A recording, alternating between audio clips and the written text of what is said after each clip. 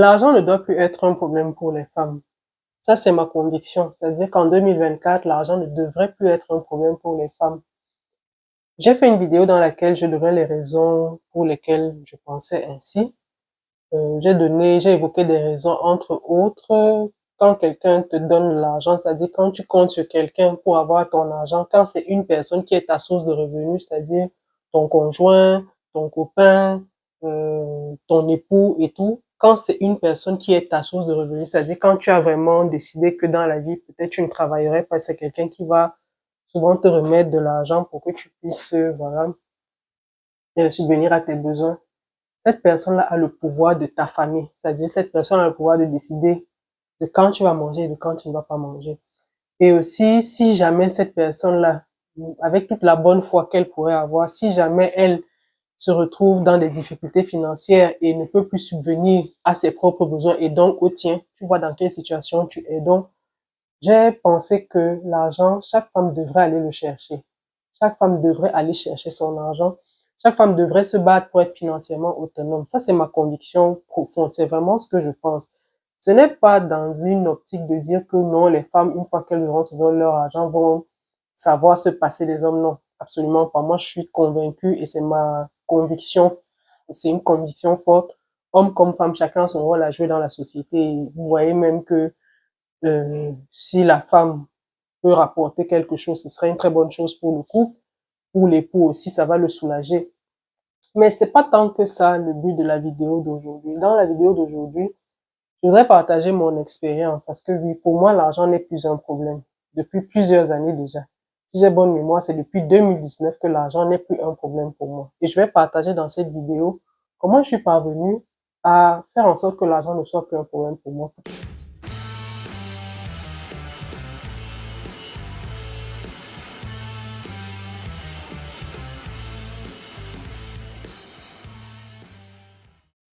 Alors, si vous me suivez sur cette chaîne, si vous êtes constant sur cette chaîne, si vous regardez toutes les vidéos que je publie, vous allez certainement être au courant qu'en 2010, j'ai été maman solo d'une fille et que pendant une période d'hospitalisation de mon enfant, j'ai eu à faire face à une situation qui était juste, quand j'y pense aujourd'hui, ça me fait rire. Ma fille était hospitalisée et je devais régler une facture d'électricité. Et si je ne payais pas cette facture-là, j'avais 5 000 francs d'amende, comment on appelle ça, pénalité à payer, voilà. J'avais 5 000 francs de pénalité à payer. Et à ce moment-là, 5 000 francs, je ne pouvais pas me permettre d'avoir ces 5 000 francs de pénalité. Là, c'était vraiment impossible pour moi de dire que je n'avais même pas où prendre les 5 000 francs parce que ma fille sortait de 10 jours d'hospitalisation. On était à une période où mon salaire était encore loin d'arriver. Voilà, j'avais des charges, je devais aller au travail chaque matin, il fallait payer mon transport. J'avais une nounou à la maison qui devait venir chaque jour à l'hôpital avec l'enfant. Donc, sortie de l'hôpital après l'hospitalisation de ma fille, j'étais lessivée financièrement. Donc, quand j'ai vu ma facture d'électricité arriver à voilà, la date approchée, je me suis dit, il faut que je la paye rapidement. Je suis allée à l'agence, je crois que c'était à AES Sonel, oui. Je suis allée à l'agence AES Sonel pour payer la facture et il y a eu un incident là-bas où je me suis mise en danger. Et après cet incident-là, j'ai fini par payer ma facture, mais après cet incident-là, je suis rentrée chez moi, je me suis posé des questions qui ont fait qu'aujourd'hui, j'ai dû revoir ma façon de vivre, ma façon même de dépenser mon argent. Parce qu'il faut savoir que quand j'ai eu ma fille, quand les premières difficultés financières se sont posées, les solutions que j'ai mises en œuvre, c'était vraiment des solutions vraiment bas de gamme. Hein. C'était vraiment, en termes d'éducation financière, j'étais zéro macabo. Et pour vous donner quelques exemples, je savais que, voilà, quand c'est chaud, tu vas voir le banquier. J'étais sur découvert permanent. Et quand vous êtes sur découvert permanent, vous savez ce que ça veut dire. C'est comme un crédit. C'est-à-dire que dès que votre salaire arrive, le banquier, il ne cherche pas à savoir, non, lui, il coupe sa part là et il vous laisse le reste. Et quand c'est permanent, ça veut dire que vous savez déjà que vous vivez avec une fraction de votre salaire. Donc, voilà un peu le type de solution que j'implémentais à cette époque-là. On était en 2010, 2011.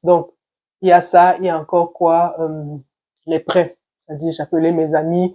J'avais une amie que j'appelais tout le temps. Elle, ça la dérangeait pas. Je crois que ça la dérangeait pas. Mais moi, à un moment, ça a commencé à me mettre mal à l'aise. J'ai commencé à me dire, mais attends, c'est quoi cette histoire où chaque jour, tu appelles une autre femme pour lui poser tes problèmes. C'est vrai, elle va comprendre que tu es un enfant, mais à un moment, Toi-même, tu te sens bizarre d'appeler quelqu'un pour lui dire prête-moi de l'argent, je te remets à la fin du mois quand le salaire va passer. Et le salaire là même déjà, c'est-à-dire un gros pied sur le cou, c'est-à-dire que le banquier, comme je suis sur découvert permanent, dès que ça arrive là, hop, il prend sa part.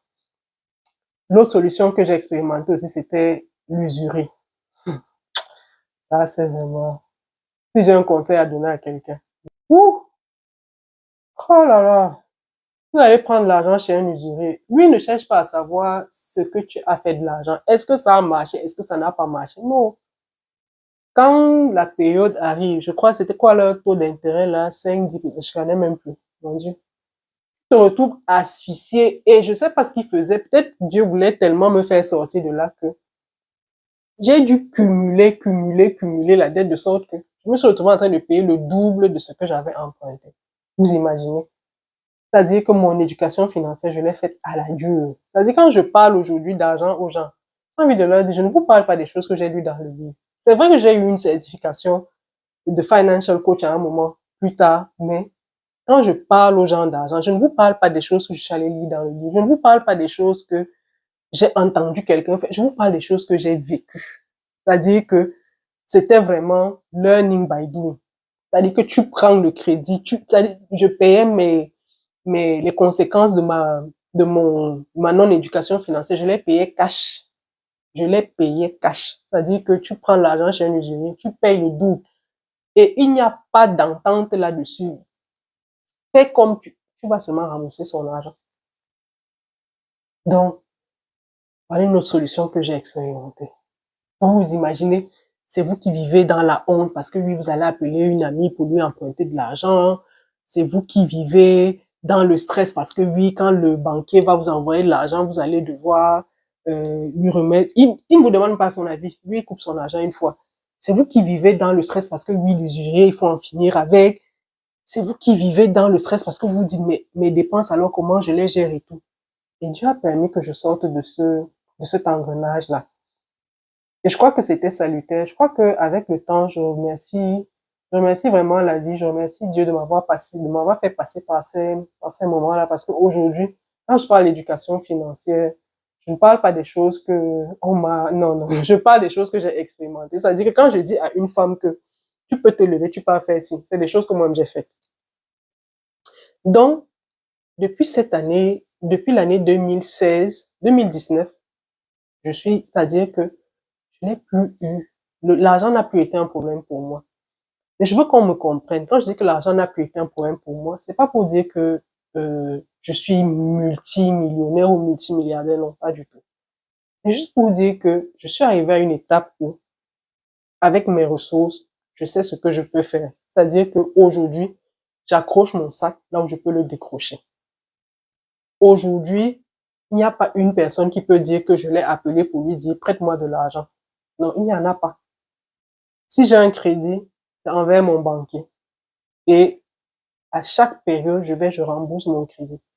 Si je déménage, même si je sors du pays, j'écris à mon banquier, je dis à mon banquier, voilà, à telle période, je ne serai plus là.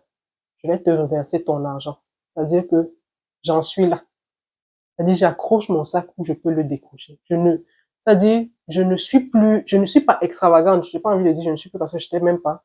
Je suis pas extravagante dans mes dépenses. Donc, s'il fallait aujourd'hui partager mon expérience avec quelqu'un, lui donner le secret de ce qui me permet aujourd'hui de dire que l'argent n'est plus un problème pour moi. La première chose que j'aimerais te dire de faire, c'est élabore un budget. Il faut que tu aies un budget. Les, les anglo-saxons disent budgeting is telling your money where to go instead of wondering where it went. Traduction, budgétiser, c'est dire à ton argent où il va, plutôt que d'être surprise de là où il est allé. Quand tu budgétises, en fait, tu dis à ton argent, voilà ce que tu vas faire, voilà vers quoi je t'oriente. Mais quand tu ne budgétises pas, c'est ton argent qui va décider de là où il va. C'est comme notre temps. Si vous vous levez un matin et que vous n'avez pas de programme, hein, si vous n'avez pas de programme, la première personne qui va toquer chez vous, c'est elle qui va utiliser votre temps. C'est elle qui va vous dire où aller. Ce sera pas avec la corde au cou, mais c'est elle qui va être le maître de votre programme parce que quand elle va venir, puisqu'elle va trouver le champ vide, on dit que la nature a horreur du vide. Tu n'as rien à faire. Ok, accompagne-moi alors. Et vous vous retrouvez en train d'accompagner. C'est pareil pour l'argent. Si je vous remets 10 000 là maintenant et que vous n'avez pas un projet, vous n'avez pas quelque chose en vue et tout, les 10 000 là iront comme ça. C'est après les avoir dépensés que vous allez dire, mais attends, on m'a donné 10 000 et j'ai abusé ça. C'est déjà parti. Or, quand tu as un budget, quand tu as pris la peine de t'asseoir, de te dire, voilà, je gagne 150 000 francs. Partons sur la base de 150 000. Voilà, dans les 150 000 francs, première chose, je dois épargner. Parce que moi, mon épargne, je ne blague pas avec ça. C'est-à-dire que ce n'est même pas un débat, je ne blague pas avec ça. Je dois épargner. Maintenant, c'est toi qui sais le mode d'épargne que tu préfères. Est-ce que tu préfères faire des virements permanents sur un compte? Est-ce que tu préfères aller dans une tontine et ce qui te donne l'obligation que chaque mois tu dois mettre de l'argent et après quand tu as ton enveloppe, peut-être tu gardes dans un compte d'épargne, c'est toi qui vois. Mais moi, en tout cas, j'aime bien l'aspect tontine. C'est une contrainte pour moi. Non pas que je suis pas malhonnête en argent, mais c'est que ça me met une contrainte. Et quand j'ai pris mon argent de la tontine, je pars regarder dans mon compte d'épargne. C'est comme ça que je fonctionne. Donc, à toi de voir quelle est la meilleure solution pour toi. Est-ce que tu préfères verser de l'argent, voilà. Est-ce que tu as préféré épargner sous forme euh, comment dire, on appelle ça, les comptes bloqués là. Le terme technique ne me revient pas. C'est toi qui vois. Est-ce que tu as bloqué un compte sur 5 ans, sur 3 ans? Quelle est la solution qui t'arrange? Parce qu'il faut être aussi confortable avec son mot d'épargne. Donc, une fois que tu as décidé du montant de ton épargne, ça doit être la première dépense de ton budget, le montant que tu épargnes. Moi, en tout cas, c'est la première dépense de notre budget avec mon époux, notre épargne. Ça ne se discute, ça ne se discute pas. On a un montant qu'on voudrait épargner et on s'est donné cet objectif-là. Toutes les solutions d'épargne qu'on trouve et qui nous arrangent, on les prend. On sait qu'on a un objectif financier de temps. Donc, si tu as un conjoint, tu l'associes à l'affaire et vous le faites à deux. C'est toujours mieux. Mais bon, si tu es seul, c'est pas une fatalité. Tu le feras autant que tes forces te le permettront. La deuxième dépense, c'est le loyer. Dès que tu as ton argent, paye l'argent du loyer. J'ai pas envie de dire le banquier et tout, parce que si tu as une dette, le banquier, lui, ne t'attend même pas. Ça veut dire que ce que tu perçois, il a pris son argent. Donc, je préfère dire ici le loyer. Donc, quand tu as ton argent, prends l'argent du bailleur, va lui donner.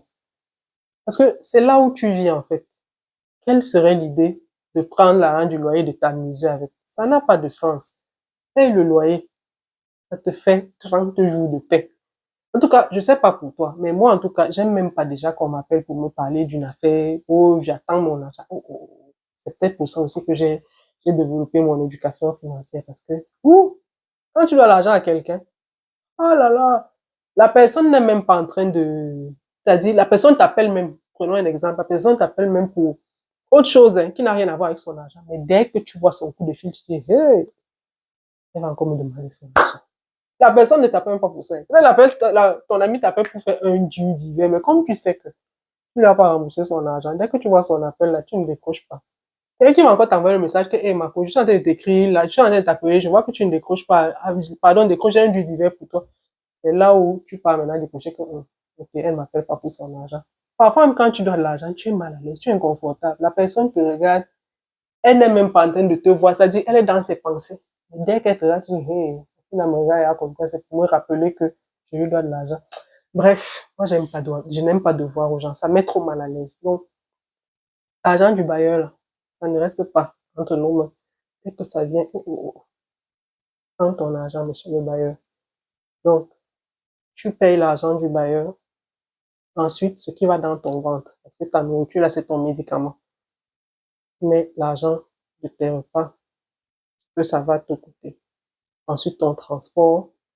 Ensuite, si tu as des dépenses que tu voudrais faire, je sais pas, un appui à la famille et tout, mets ça de côté. Avec le temps, ça va devenir une routine. Avec le temps, tu n'auras pas besoin de t'asseoir chaque mois pour faire cet exercice-là. Non, ça sera déjà une habitude, tu sauras déjà que non. Quand l'argent arrive, voilà comment je répartis. Et je vais te dire que ce n'est pas seulement de faire un budget qui a fait de moi une personne pour qui l'argent n'est plus un problème. Non. C'est parce que j'ai également compris comment marche l'argent. J'ai compris comment l'argent marche. Je vois beaucoup de personnes ici accuser l'argent de tous les maux que cette terre peut avoir. Les gens disent, oh, mais l'argent, c'est le diable, l'argent. Non, non, non. Moi, l'argent, ce n'est pas le diable. Non, non, non, vraiment. L'argent, ce n'est pas le diable. Money is sweet. Pour moi, l'argent est bien. Ça dit que, hey, l'argent est bien. Parfois, je reste comme ça. Je passe seulement sur mon relevé, c'est-à-dire sur mon application bancaire, juste pour voir ce qui est dedans. Et ça me fait plaisir. Ça me met bien. Je sais que c'est un stress en moins. Donc, parfois, il y a des gens qui vous disent, oh, mais l'argent n'est pas bien et tout, et tout, et tout. Et ces mêmes personnes sont surprises qu'elles n'ont pas d'argent. Ces mêmes personnes sont surprises qu'elles sont obligées de vivre aux dépens d'autres ou alors que l'argent leur file tout le temps entre les doigts. L'argent, moi, de ce que j'ai compris, c'est un peu comme, on va dire, un esprit. Est-ce que c'est esprit? Je sais pas, mais en tout cas, l'argent va vers celui qui trouve qu'il est utile, qu'il est de bonne compagnie. C'est un peu comme un ami dans la vie. Si votre ami, vous lui faites clairement comprendre qu'il est de mauvaise compagnie, à moins d'être, je sais pas, vraiment quelqu'un qui aime se faire du mal, qu'est-ce qu'il viendrait faire chez vous?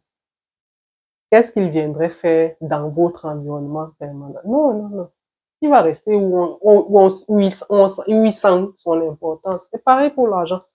Quand vous dites que l'argent est la cause de tous les maux que ce monde peut traverser et tout, non. Lui comprend que voilà quelqu'un qui ne m'aime pas. Donc, il part vers ceux qui l'apprécient. Moi, en tout cas, j'apprécie énormément d'avoir de l'argent. C'est-à-dire, ce n'est même pas un débat. Ce n'est pas un débat pour moi. J'apprécie énormément d'avoir de l'argent. Donc, je ne divinise pas l'argent. Pour moi, l'argent, c'est pas Dieu, mais j'apprécie d'en avoir. C'est-à-dire que quand je sais que je vais avoir de l'argent, là, ça me met en joie. Si je sais, si quelqu'un m'a promis de l'argent, ouh, la joie que j'éprouve, je suis content. J'ai l'argent. Eh oui. C'est-à-dire que oui. Je ne suis pas là que non, vraiment, s'il y a une guerre là-bas, c'est à cause de l'argent. Moi, c'est pas ça. Moi, je ne dis pas ça de l'argent. J'aime avoir de l'argent. Donc, faut comprendre que c'est comme ça que l'argent est. L'argent, c'est cet état d'esprit qu'il faudra avoir. C'est pas de dire que l'argent c'est Dieu, c'est pas de dire que l'argent règle tout. Non, non, c'est pas ce que je dis. Je dis juste que il faudrait être reconnaissant de ce qu'on peut faire avec l'argent. Il faudrait apprécier tout ce qu'on peut faire avec l'argent. Il faudrait pas diaboliser non plus l'argent.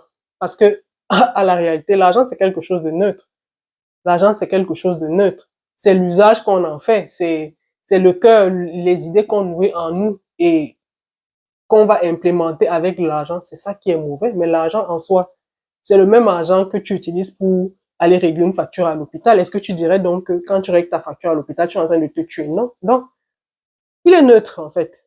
Maintenant, c'est l'usage que les gens en font qui est le problème. Donc, moi, personnellement, je suis très reconnaissante, j'ai une grosse reconnaissance de savoir que j'ai de l'argent. Oui, parfois, je me connecte sur mon application bancaire juste pour voir le solde de mon compte. Et ça me fait plaisir. Voilà. Donc, il y a également une troisième chose. Je crois que c'est peut-être le principal point. C'est que où j'en suis,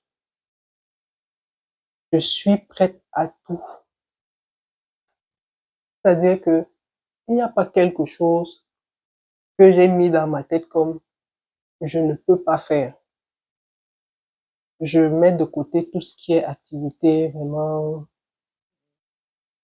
illicite, activité bizarre. Non, non, non. C'est pas moi qui irai me prostituer, c'est pas moi qui irai donner mon corps. Non, non, non. C'est pas moi qui irai baquer. Non, non. Vraiment, je reste dans tout ce qui est correct. Il n'y a pas une seule activité que je suis incapable à ce jour d'aller faire pour avoir de quoi vivre. Il n'y en a pas une seule. C'est-à-dire que je suis à cet état d'esprit-là. Il n'y a pas une seule. Je ne la vois pas. Si aujourd'hui je dois aller laver les assiettes pour que ma famille, mes enfants, je sais pas, puissent payer leurs factures à l'école, ça je suis capable d'aller le faire. Je ne l'ai peut-être pas encore fait, mais je veux vous dire dans quel état d'esprit je suis. J'ai dit non, je ne m'en dirai pas mon pain, non. C'est-à-dire que j'ai demandé ça à Dieu, j'ai dit à Dieu non. C'est par quoi je suis passée là. Où j'appelle les gens pour leur demander de l'argent et tout, et tout, et tout. Je vivais encore seule, c'est vrai. Quand on a un conjoint, ouais, c'est plus léger, mais quand ce traumatisme que ça a créé dans ma tête, j'ai dit non. Je veux plus déranger quelqu'un pour mes problèmes d'argent. Je préférerais encore sortir de chez moi, aller vendre le folierie, aller vendre, je sais pas, être ménager chez quelqu'un, aller, je sais pas, aider quelqu'un, faire des tresses, faire des ongles et tout. Et c'est peut-être tout ce que je sais faire aujourd'hui. Ça part de là. Aujourd'hui, quand je vois tout ce que je sais faire, tout le talent, toutes les activités que j'ai dû développer, parce que j'allais chercher de l'argent pour nourrir mon enfant. Je crois que c'est resté dans mon esprit. Qu'est-ce que je ne sais pas faire? Je sais faire les jus de fruits naturels. Parce que j'ai dit, pour mon enfant, je n'irai plus demander. Non, je n'irai plus. Mon cerveau là, j'ai mis ça à ce mode-là, à l'heure où on est là. Ce n'est plus quelqu'un qui va me donner de l'argent. Moi-même, pour que mon enfant ne dorme pas affamé, je suis capable. Et Dieu n'a pas encore permis que j'en arrive là, mais je veux vous dire jusqu'où je suis arrivée dans mon esprit. C'est-à-dire que je sais que l'argent dont j'ai besoin, si un jour je suis en manque d'argent, c'est juste un échange de services. C'est-à-dire que je trouve quelqu'un qui a besoin d'une nounou. Moi, je peux garder son enfant. On échange le service. Il me donne l'argent, je lui donne le service. Tout le monde est content. Et je n'en ai pas honte. Je n'en ai pas honte. C'est-à-dire que il n'y a pas quelqu'un devant qui je vais rougir là parce que non, peut-être. Non, non, non. Non. C'est-à-dire que je n'en ai pas honte. Est-ce que c'est une activité interdite? Non. Est-ce que je rends service à quelqu'un? Oui. Est-ce qu'à la fin, je peux manger mon pain dignement? Oui. Ce que les autres en pensent, ça ne me concerne plus. Je ne suis plus là-bas. Parce que la vérité, c'est quoi? C'est que on est toujours là à penser que mais qu'est-ce que les autres vont dire? Quand on va apprendre que c'est moi-ci qui garde les enfants des gens, c'est moi qui suis aménagé quelque part. Comment les gens vont me regarder? Non, je m'en fous. Je m'en fous. Si tu veux même me donner ton argent, dis que mon frère garde ton argent, mieux. Je travaille, on me paye. Je sais que c'est échange. Je ne veux pas être dépendant. Donc voilà les trois clés que moi j'ai développées depuis 2019. Et je vous avoue que je ne suis pas en train de dire que je ne suis pas, j'ai mes dettes envers mon banquier et je les paye chaque mois. C'est-à-dire que quand j'aime déménager, même je dis à mon banquier que je suis en train de déménager, je vais te verser ton argent. Quand il y a un problème, on appelle qu'on n'arrive pas à faire ton paiement. J'appelle le banquier, je dis, hey, mon frère, on me dit là qu'on n'arrive pas à faire mon paiement. C'est quoi le souci? Le banquier me dit que non, non, non. Hey. Donc, j'ai des dettes, mais pas envers quelqu'un. Il n'y a plus quelqu'un qui va me dire qui va dire qu'elle m'a appelé pour me prêter de l'argent. La personne, elle n'existe pas. Peut-être un dépannage, là, peut-être, voilà, il y a un truc à faire, j'ai pas de l'argent sur moi, peut-être mon Orange Money est bloqué, oui, des choses comme ça. Et le lendemain, je viens, je te rends ton argent. Je veux même pas traîner avec, non. Non, depuis 2019, j'ai mon budget. J'ai ma relation avec l'argent. J'ai mis dans ma tête que je suis capable de faire tout ce que je peux faire comme activité propre pour que mes enfants ne meurent pas de faim. Et ici, dans ma tête, mon cerveau est réglé pour ça. Le jour, c'est chaud là. Si jamais c'est chaud un jour, je me lève de chez moi, je toque, tac, tac, tac. Vous avez besoin d'une ménagère? Oui, je peux. Mon état d'esprit en est là. Moi, je ne veux plus déranger les gens avec mes problèmes d'argent. Et je veux aussi rajouter un autre élément, c'est la générosité. On n'en a pas souvent conscience, mais comme je vous ai dit dans une précédente vidéo, avec le temps, je développe un côté spirituel et j'ai compris que la générosité, c'était un point très important dans cette vie. Quand vous avez une certaine générosité, la vie vous le rend. La vie vous le rend d'une manière ou d'une autre. Avant, comme je disais aussi dans la vidéo en question, j'avais une lecture vraiment au premier degré de beaucoup de choses. C'est-à-dire que j'étais convaincue que si je garde mon argent, je suis en train de l'épargner. Mais j'ai compris que non. Parfois, quand on donne de l'argent, on sème. Parfois, quand on donne de l'argent, c'est comme une graine qu'on met en terre. Quand on donne à un autre, à quelqu'un qui est dans le besoin, c'est comme une graine. il y aura un retour sur investissement. Peut-être pas financier, mais il y aura quelque chose. Il y aura une situation qui va se décanter. Il y aura quelque chose qui va nous venir de manière inattendue. Voilà. J'ai compris que la générosité aussi, c'était quelque chose de très fort en matière de finances. Et ça a été renforcé. Je vous ai dit que j'ai eu une certification de financial coach à un moment. Ça a été renforcé lorsqu'un de nos formateurs nous a dit, est-ce que vous n'avez pas remarqué que toutes les grandes célébrités ont des fondations? Il a dit, c'est parce que justement, il y a une dimension spirituelle dans, dans la, pardon, une dimension spirituelle dans la générosité qui est telle que c'est aussi une forme d'investissement. C'est pas un investissement où on calculerait forcément le retour sur investissement, où on dirait, voilà, le taux, j'ai investi 100, je vais récupérer tant. Non, c'est pas un calcul comme on calcule le retour sur investissement, je l'ai dit. Mais on va toujours en voir les fruits. Il y aura toujours des fruits. Il n'est pas question non plus de dilapider. Vraiment, même cette générosité-là, ça part du budget. Il faudrait vraiment, si quelqu'un vient te voir et te dit j'ai un problème d'argent, si dans ton budget il n'y a pas de possibilité, mais que c'est le mois suivant, fais-lui cette faveur-là le mois suivant. C'est pas que dès que quelqu'un vient, tu lui dis non, non. C'est vraiment aussi, il y a une discipline là-dedans. Mais je voudrais juste appeler les gens à savoir, à garder ça à l'esprit que la générosité aussi est quelque chose de bien. Avant, j'étais convaincu que si je ne donne pas mon argent, je l'épargne. Non, pas forcément. C'est pas parce que tu n'as pas donné ton argent que tu as épargné. C'est pas parce que tu as dépensé que tu as perdu. Parfois, tu dépenses, mais tu gagnes. Et parfois, tu ne donnes pas et tu n'épargnes pas. Oui, il y a des situations comme ça où tu serres la main, tu dis que je ne donne pas. Mais à la fin de la journée, l'argent que tu as bloqué là, ça ne rentre pas dans ton compte d'épargne. Ou même ton épargne même ne prospère pas comme tu voudrais. Et parfois, tu donnes en guise de générosité parce que voilà, ton cœur t'a dit donne. Et le retour est plus grand que si tu avais épargné, si tu avais gardé la même somme. Voilà. Donc moi, c'est des choses que j'expérimente depuis l'année 2019 déjà. Et je partage parce que j'ai dit, quand on partage, on donne de la force à une autre personne. Et j'espère que il y aura quelqu'un qui va trouver de la force dans ce que je dis.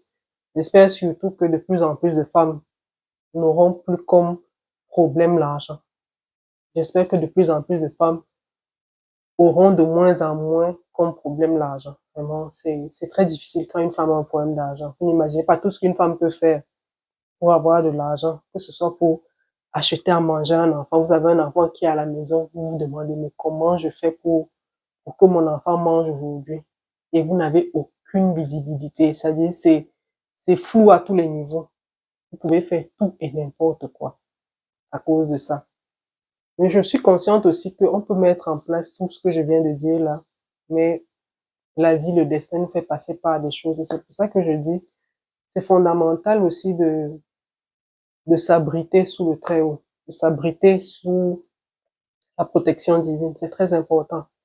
C'est important de savoir qu'il y a quelqu'un au-dessus de nous qui sert vraiment de toit, de parapluie à tout ce qu'on peut faire, à tout ce qu'on peut avoir comme projet. Oui, parce qu'on peut faire tout ça. Mais si Dieu n'a pas béni, ça va tomber en ruine. Donc, pour couronner le tout, on va mettre tout ça entre les mains du Seigneur. On va lui dire, tu sais dans quel cœur je fais ça, tu connais mon cœur, tu me vois. Peut-être que moi, il y a même des aspects de mon cœur que je connais pas, tu me vois. Et tu sais mon esprit, tu sais quelle personne je suis. Donc moi, je te remets mes projets, j'abandonne tout. J'ai déjà fixé, j'ai fait ma part en tout cas. Fais ta part. Donc, partage, c'est mon idée, c'est mon, c'était mon vœu de partager ça. Dieu a mis cela dans mon cœur. Partage avec tes sœurs. Je partage. J'espère que ça sera un partage édifiant pour l'une d'entre vous. En tout cas, si vous savez qu'il y a une personne, si dans votre entourage il y a une personne qui serait touchée, qui serait fortifiée à l'écoute d'un tel message, n'hésitez pas à lui partager cette vidéo. Moi, ça me ferait plaisir en tout cas. Et aussi dans les commentaires, je voudrais savoir, est-ce que pour toi l'argent est un problème? Toi qui as regardé cette vidéo, est-ce que pour toi l'argent est un problème?